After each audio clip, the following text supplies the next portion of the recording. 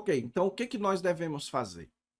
Aqui eu vou descrever para você, fazer um panorama daquilo que é chamado de hermenêutica bíblica. Por que hermenêutica bíblica? Porque é o resultado da percepção de como a Bíblia interpreta a Bíblia, ok? Então, como é que a Bíblia interpreta a própria Bíblia? Em primeiro lugar, a Bíblia interpreta a Bíblia naquilo que é chamado de método histórico gramatical. O que é um método histórico gramatical? É quando você considera o contexto histórico de um texto e também os seus elementos gramaticais, certo? Então, deixa eu explicar isso com mais detalhes. Quando você vai interpretar um texto, você precisa ler um texto no seu próprio ambiente histórico. Você precisa entender que esse texto ele foi escrito em uma época específica, para pessoas específicas, por uma pessoa específica e tratando de questões daquela época, certo? Então, todo texto ele vai conter elementos de uma época e ele vai existir por causa de questões daquela época. Então você pensa o seguinte: por que que quando você vai interpretar os salmos, você precisa procurar entender qual é o contexto histórico daqueles salmos? O que estava acontecendo? Quem foi que escreveu esse salmo? Por exemplo, quando o texto me diz lá, Salmo de Davi, ele está me dando um contexto histórico. Esse salmo foi escrito por Davi.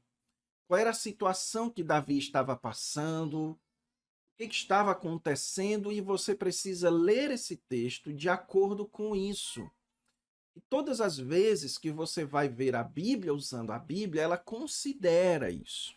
Ela considera que esse texto foi escrito por alguém, foi escrito para alguém em uma determinada época. Além disso, existe o contexto gramatical, que diz respeito aos elementos do próprio texto, os elementos gramaticais. Quando você vai para o Novo Testamento, e o Novo Testamento vai usar o Antigo Testamento, sempre você vai ver considerações gramaticais, certo? Em alguns textos isso é ainda mais direto, como por exemplo, o Senhor Jesus Cristo, quando ele vai demonstrar a realidade da ressurreição, ele não diz, ele usa aquele texto, Deus, ele é o Deus de Abraão, Isaque e Jacó. O texto não diz que Deus era, mas que Deus é o Deus de Abraão, Isaque e Jacó. Ou seja, Jesus considera os elementos gramaticais. Isso significa que, quando você for pregar no Antigo Testamento, você precisa considerar o texto dentro do seu contexto. Dentro do seu contexto histórico e dentro do seu contexto gramatical. Nas próximas aulas, nós vamos ver como você faz isso nas diversas literaturas do Antigo Testamento. Em segundo lugar, você precisa levar em conta o gênero literário. Gênero literário. O que seria você considerar o gênero literário? Isso daqui é uma das coisas mais importantes de todas. É que cada literatura tem as suas regras específicas de interpretação, certo? Então você não pode interpretar uma narrativa como se fosse poesia e nem interpretar uma poesia como se fosse narrativa. Isso aqui é um erro que acontece muito, por exemplo, em Provérbios. Quando o texto de Provérbios diz: ensina a criança no caminho que se deve andar, e quando for mais velho, não se desviará dele. O texto está fazendo uma profecia, ele está dizendo que se você ensinar a criança, então necessariamente ela nunca vai se desviar? Não. Por quê? Porque provérbio é literatura de sabedoria. E literatura de sabedoria não é caixinha de promessas. Não é promessa, é sabedoria. Ou seja, você quer tomar decisões boas, corretas, então faça isso. Você quer ter bons resultados, então tome decisões sábias. Veja, você não pode interpretar um livro de sabedoria como se ele fosse um livro de promessas. Assim também você não pode interpretar um livro de profecias como se ele fosse um livro de narrativa, e por aí vai. É por isso que nesse curso aqui eu vou passar por cada uma das literaturas, pelas principais literaturas, para que você entenda o que fazer e o que não fazer em cada uma das literaturas bíblicas, tá certo? Em terceiro lugar, o Antigo Testamento, sendo parte da grande história bíblica, você precisa também entender que os textos do Antigo Testamento devem ser encaixados dentro desse grande enredo. Isso daqui, pessoal, se chama interpretação teológica. Ou seja, quando você for pregar no Antigo Testamento, você precisa levar em conta o lugar teológico em que esse texto se encontra.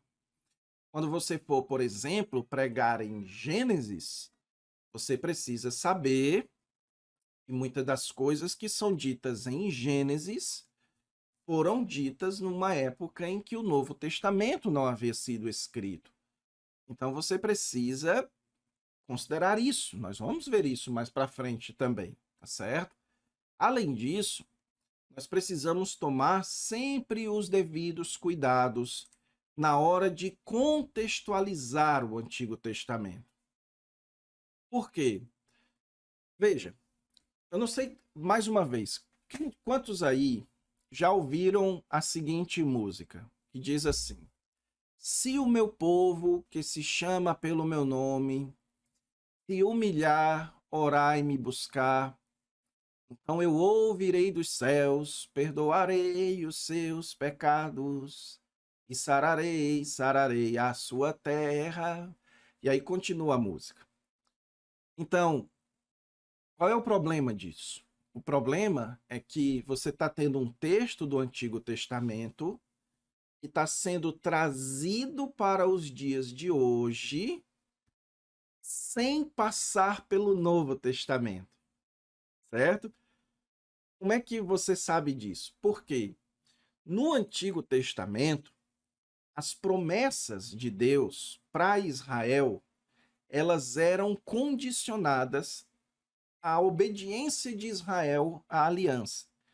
Então, se o meu povo, que se chama pelo meu nome, fizer isso, isso daqui, então eu vou lhe abençoar. Mas o texto continua.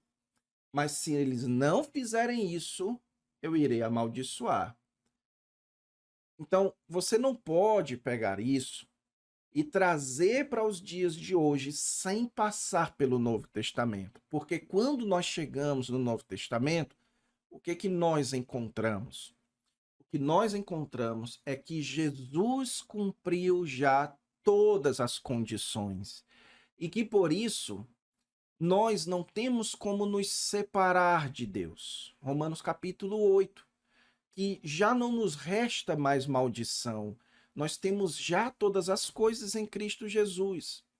Então nós já recebemos todas as bênçãos em Cristo Jesus. E as maldições foram todas colocadas sobre o madeiro em Cristo Jesus.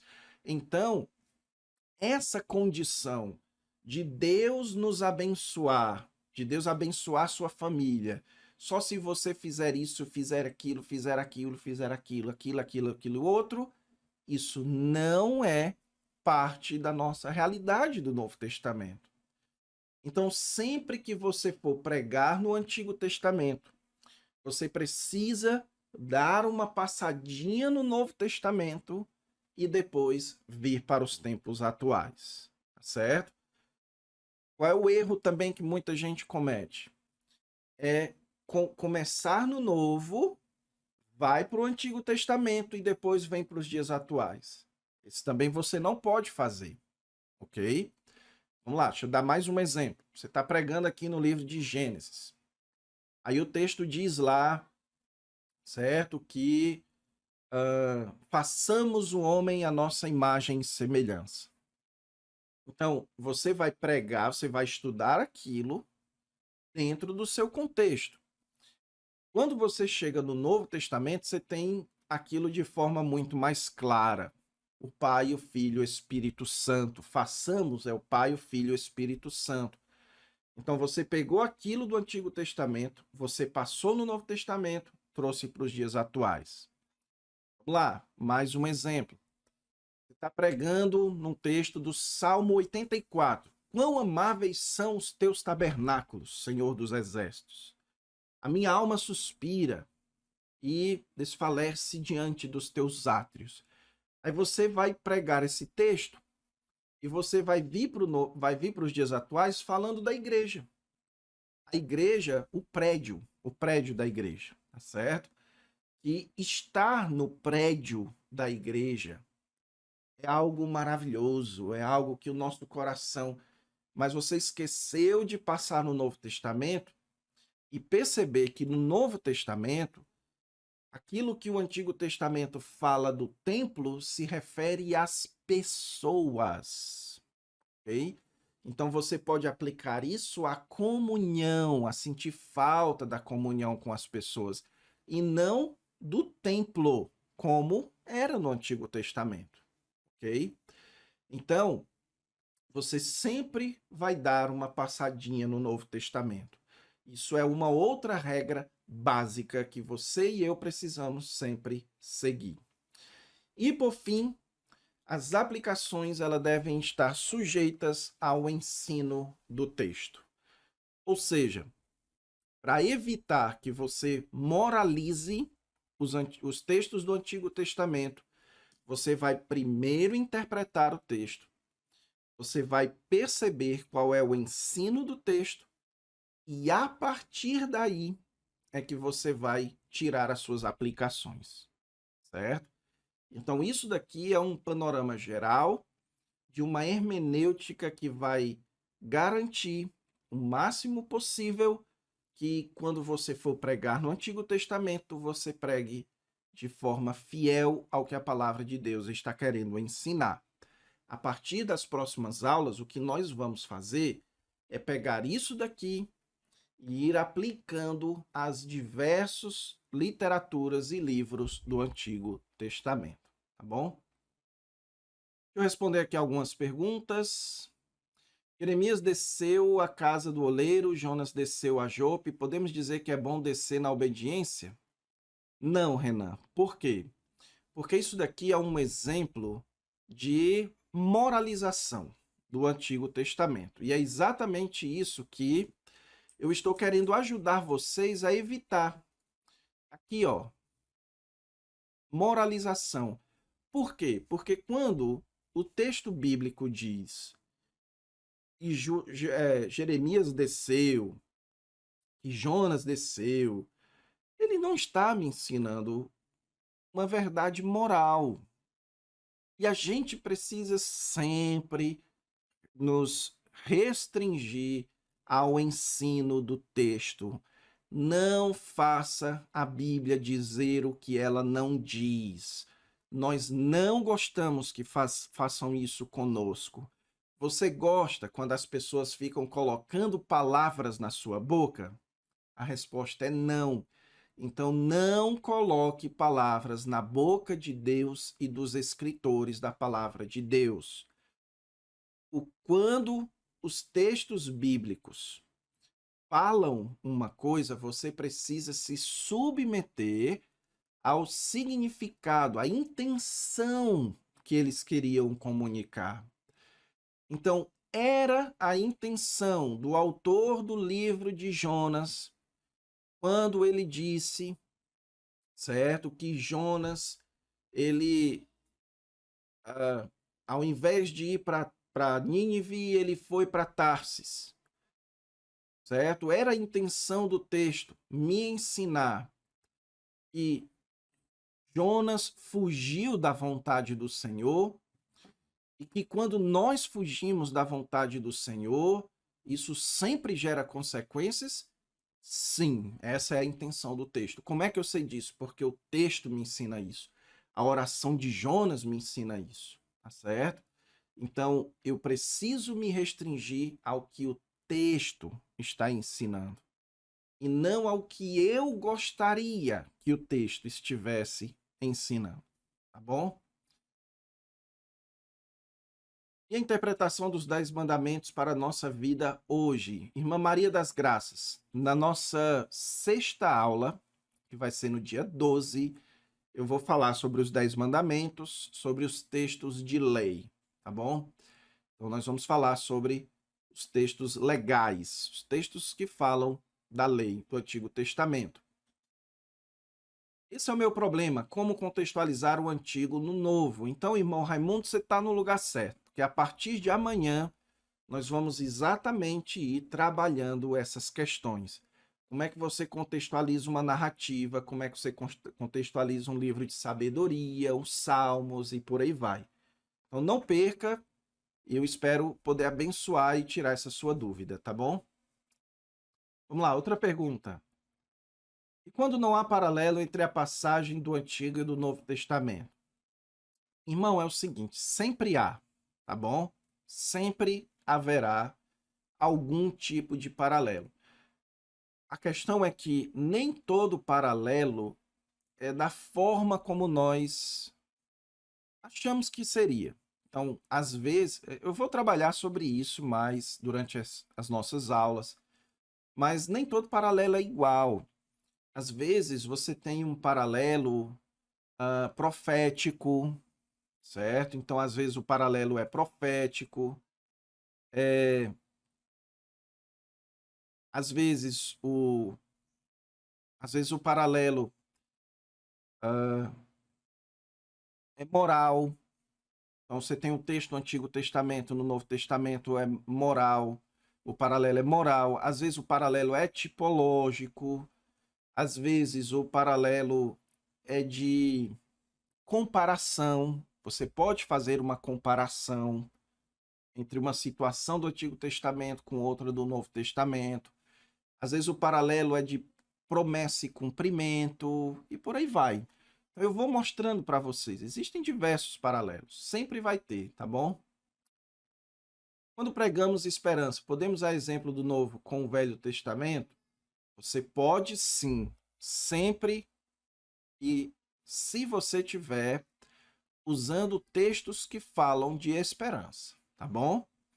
Você pode pregar sobre esperança à vontade, no Antigo Testamento, no Novo Testamento, mas sempre usando textos que falam de esperança, tá? Mais um aqui. Na tentação do deserto, Jesus citou Deuteronômio 8, não só de pão viverá o homem. Como se explica essa interpretação? Pronto, aqui você tem um exemplo de utilização ética do Antigo Testamento, certo? Onde o Senhor Jesus Cristo está utilizando o texto de Deuteronômio numa perspectiva ética. Ele está tirando uma lição moral de um texto que ensina uma lição moral. Então, quando no texto de Deuteronômio 8 é dito que nem só de pão viverá o homem, é isso que está querendo se ensinar para aquele povo e para quem está lendo aquele texto.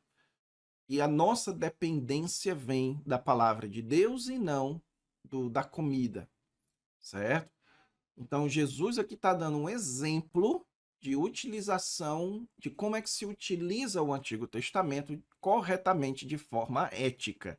É quando o Antigo Testamento está falando em termos morais. A Vanusa pergunta, pastor, é bom para nós pregadores aqueles esboços dos salmos de Charles Spurgeon? Com certeza, irmã, com certeza. Certo? Você deve estar falando aqueles tesouros do conhecimento, né? Do Spurgeon, tem também os seus esboços. Tudo que pode servir de ferramenta para ajudar você a pregar a palavra é útil, tá bom? Israel perdeu 2 guerras para os filisteus. Como achar um paralelo para isso no Novo Testamento? O povo perdeu a guerra por causa da desobediência à aliança. Irmão, é o seguinte, você pode trabalhar isso de diversas formas, tá certo? As questões da desobediência, nós vamos trabalhar sobre isso na aula que vem, na aula de amanhã. Mas as questões da desobediência de Israel. O apóstolo Paulo diz em 1 Coríntios capítulo 10 que tudo o que foi escrito para nosso proveito foi escrito, para que nós tenhamos um exemplo. Ele usa essa palavra exemplo. Ou seja, todos os casos de Israel desobedecendo e sendo punido por Deus serve de exemplo para nós. Ok? Todos. Do perigo da desobediência, do perigo da dureza de coração, de ser uma pessoa de dura cerviz. Enfim, o apóstolo Paulo, por exemplo, em 1 Coríntios, em Romanos, capítulo 11, ele diz que se Deus não poupou os ramos naturais, que é Israel, ele também não vai poupar os gentios, caso os gentios cometam os mesmos erros que os judeus cometeram, tá certo? A Bíblia de Estudo é boa? Tem várias, tem várias. A Bíblia de Estudo da Fé Reformada, a Bíblia de Estudo MacArthur, a Bíblia de Estudo NVI é uma das minhas prediletas. A Bíblia de Estudo Almeida, muito boas. Para quem quer preparar sermões ou estudo bíblico e quer dicas de esboços, a Bíblia de Estudo Shed é muito boa, tá bom? Posso comparar a fé e esperança dos 10 espias com a fé e esperança de Simeão, com a criança Jesus? Comparar, sim, tá certo? Nós vamos ver isso mais para frente e em termos de comparação, você pode fazer comparação. O que nós não podemos fazer é dizer que a fé dos espias representava a fé de Simeão na criança Jesus. Você não pode dizer. Você pode dizer que a fé que eles tiveram ao confiarem em Deus para entrar na Terra Prometida, ela é parecida, ela se compara com o que Simeão, a fé que Simeão teve, tá certo? Então, em termos de comparação, sim. Por que nós podemos fazer isso? Mais uma vez, o apóstolo Paulo diz que tudo que foi escrito como exemplo. Então, uma das formas de você sempre relacionar o Antigo Testamento com o Novo Testamento e conosco é através de comparação de exemplos.